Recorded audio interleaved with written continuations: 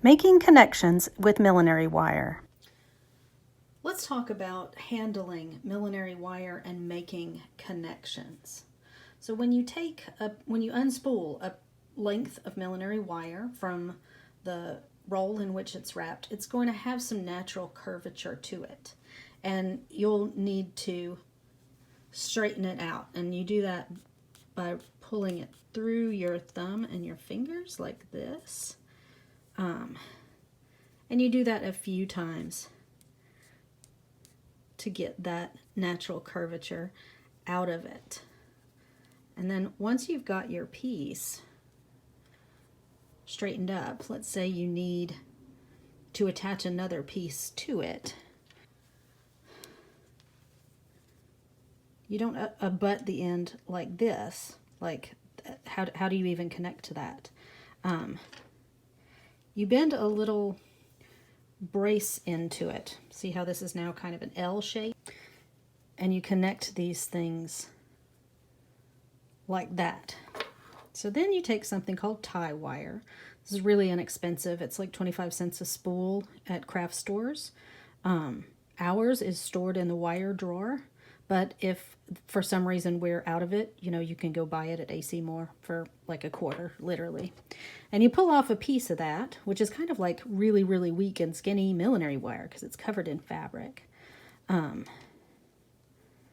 I like to have my tie wire run along where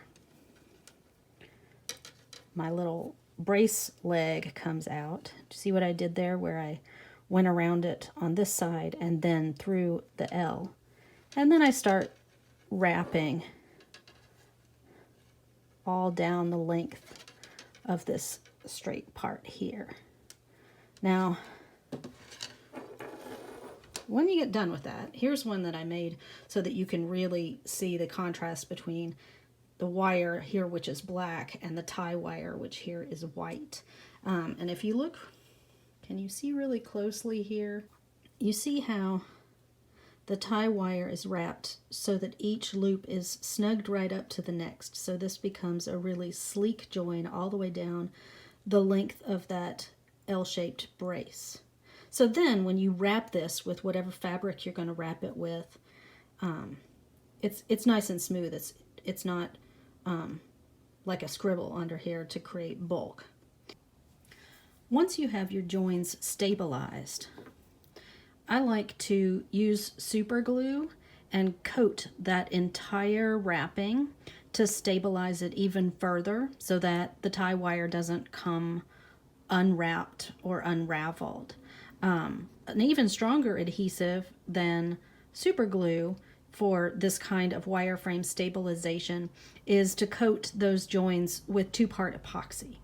Now the problem with that, though, is once you go and apply the epoxy, there's no removing it because the 2 parts have a chemical reaction to become a new compound, whereas super glue has a release agent. So even if you coat this with super glue, and then I don't know, after tech, the designer wants you to remove part of your wireframe and restructure it, then you can use super glue release to get in there and take this off. Whereas if you've covered it in epoxy, you have to start over from the beginning because nothing's going to remove that from your structure.